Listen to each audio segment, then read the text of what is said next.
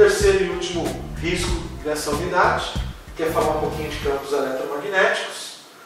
E aqui vale a gente fazer uma pequena pausa para lembrar o que é isso. Então vamos lá, toda vez que eu tenho uma corrente circulando por um cabo, por um circuito, em volta dele cria-se campo eletromagnético, que é definido pelas linhas de força, algo que a gente não visualiza, mas sabe que existe. É muito parecido com o eletromagnetismo do ímã. A gente não enxerga, mas sabe que ele está ali existindo. Existe uma lei de Faraday que fala justamente da indução, né? A força eletromotriz induzida é proporcional ao número de espira, ao número de voltas, né? Com que esse fluxo varia.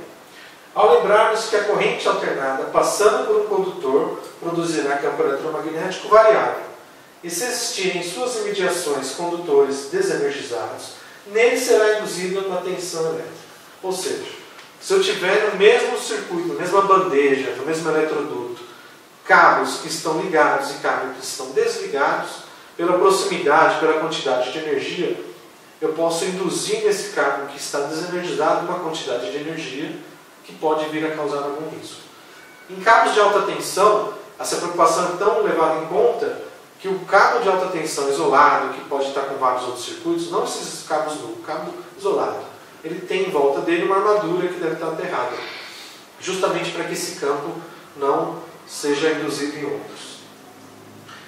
Descargas atmosféricas, raios, também podem gerar esse tipo de fenômeno.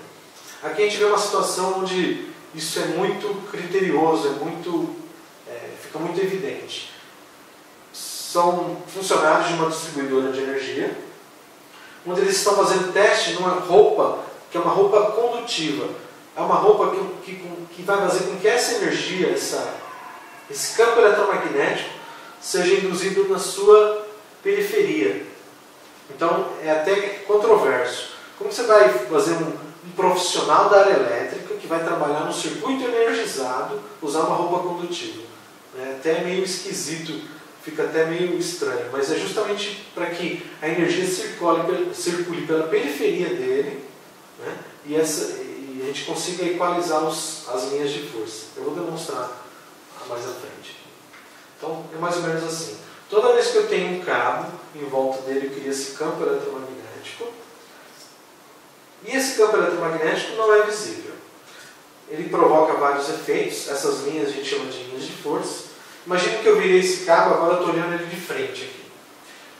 Quando esse profissional que a gente acabou de ver lá, que está trabalhando com roupa condutiva, estiver adentrando ao circuito, ao campo eletromagnético, entre uma linha de força e outra vai aparecer uma diferença de potencial. Essa diferença de potencial ela vai gerar algum desconforto, pode gerar algum tipo de arco elétrico, não vai ser de grande monta, não vai ser uma coisa muito nociva, mas vai causar muito incômodo. Quando eu estou com a vestimenta, ele acaba fazendo a equalização, né, o equilíbrio dessas linhas de força com o condutor, e aí os incômodos, né, essa geração de arcos elétricos e tal, é diminuída, e com isso eu tenho um maior conforto na hora de trabalhar em circuitos de linha viva, onde eu preciso entrar em campos eletromagnéticos de bastante intensidade.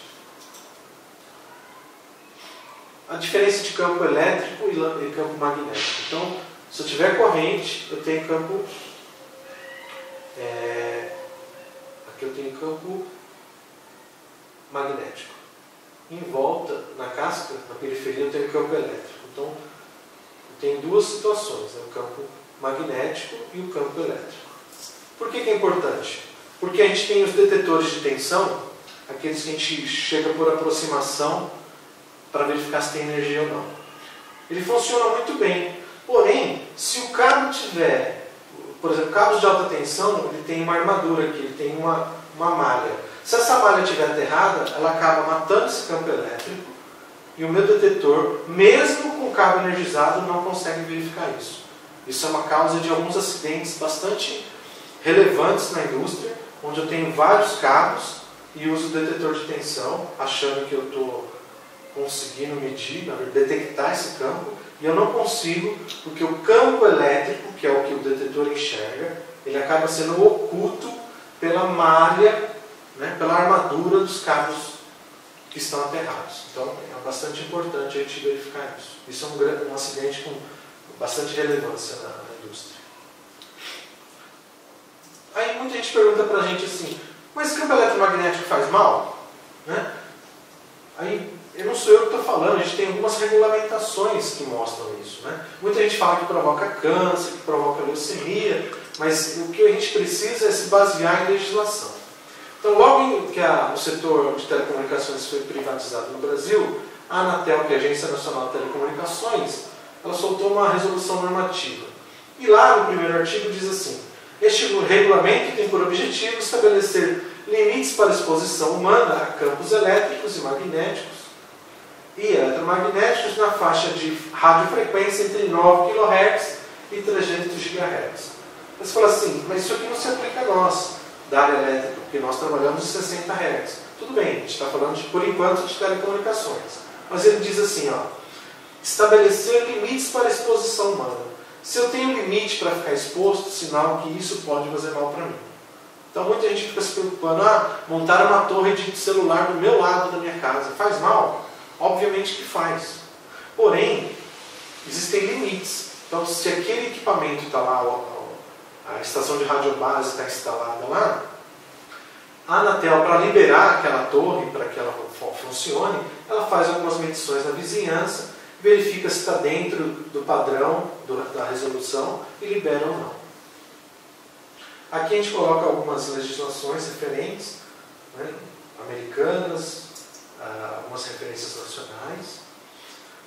E agora a gente chegou justamente nos 60 Hz. Até então, não existia, até 2009, 2010, não existia nada falando sobre a exposição a campos eletromagnéticos justamente na faixa de 60 Hz. Em 2009, foi colocada uma lei onde o presidente da República estabeleceu que haveria que ter limites para frequências abaixo de 300 GHz. E aí, logo em seguida, a ANEEL, a Agência Nacional de Energia Elétrica, soltou também uma resolução normativa, a 398 de 2010, onde também estabelece limites de exposição humana a campos elétricos magnéticos originários de instalações de geração, transmissão e distribuição de energia. O engraçado aqui é que essa resolução não levou em consideração o consumo, instalações de consumo. Qual a diferença da exposição de uma entrada em 138 mil para a Eletropaulo, para a Bandeirante Energia, para a Coelba ou para uma empresa de distribuição e para o funcionário dessa empresa que está recebendo 138 mil? A diferença é o tempo de exposição, né? O pessoal da distribuição ele vai trabalhar basicamente 8 horas do dia dele em níveis de tensão desses. E o pessoal da indústria, nós da indústria, a exposição é muito menor. Então, por isso que a lei não levou em consideração os limites de exposição para a área de consumo. Tá? Então, ele também estabelece regulamentações aqui. Então, a gente tem hoje como ter referência de quanto pode, qual o limite para a exposição a esses campos eletromagnéticos.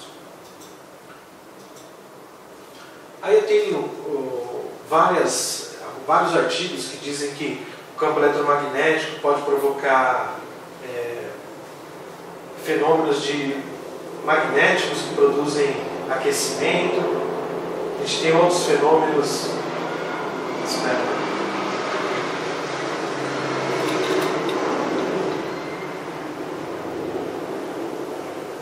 Então, o campo eletromagnético, quando a gente começa a ler um pouco sobre ele, principalmente no serviço de transmissão e distribuição de energia, a gente começa a ver alguns fenômenos. Aquecimentos de partes metálicas, né, que a gente chama de efeitos térmicos, e esses efeitos térmicos são de origem magnética. Não existe comprovação científica, porque, de certa forma, existe muitos interesses no meio em comprovar que isso pode fazer mal ou não.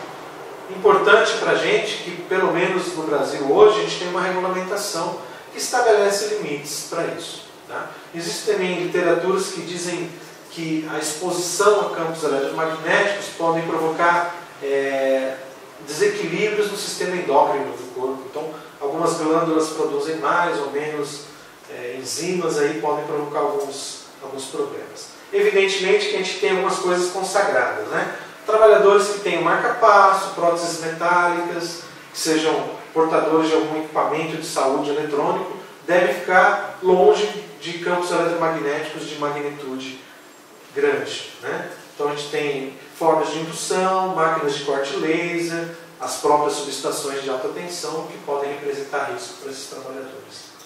Em linhas gerais, quando a gente pensa em campos eletromagnéticos trazendo... Então quando a gente fala de campos eletromagnéticos trazendo para a indústria, basicamente, a gente tem dois riscos associados. O primeiro risco são aqueles circuitos que a gente acha que está desligado e acabam sendo energizados por tensão induzida, lembrando que aquele cabo paralelo ao outro, mesmo desligado, campo eletromagnético induzido no outro. E outros são equipamentos de comunicação, de controle, de medição, que podem sofrer uma interferência eletromagnética, a gente chama de perturbação eletromagnética, devido à geração desses campos de alta intensidade. Tá? E o que a gente faz para evitar? A gente usa procedimentos de segurança, a gente utiliza detectores de tensão, sistemas fixos de aterramento, sistemas temporários.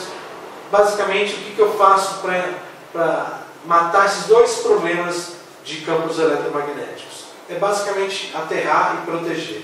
Né? Aterramento, por exemplo, como que eu faço para diminuir o efeito de uma interferência eletromagnética? Eu vou usar cabos com proteção, com shield, e esses cabos vão estar aterrados. Na área de instrumentação, isso é muito latente, muito usado. Né? A gente usa os cabos shields e faz o aterramento geralmente de um lado do cabo para que as correntes de indução, de interferência sejam drenadas. Então, essa é uma maneira. E tensões induzidas, ou a gente coloca em circuitos invólucros ou condutos separados, ou usa cabos com armadura para evitar esse tipo de problema. Então, trazendo para a indústria, o eletromagnetismo não tem um impacto sobre o ser humano, né, sobre o trabalhador tão grande quanto os outros riscos, mas ele pode indiretamente inferir, atrapalhar o funcionamento de alguns equipamentos.